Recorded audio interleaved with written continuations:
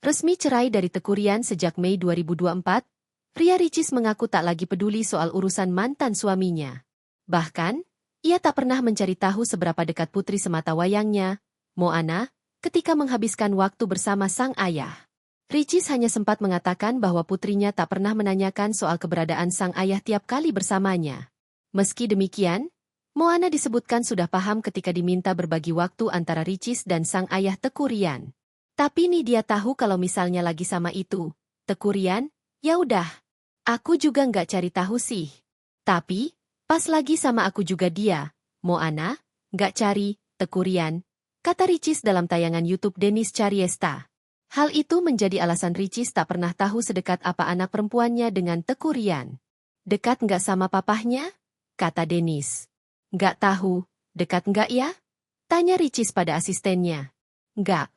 Jawab seseorang di balik kamera yang diduga asisten Ricis.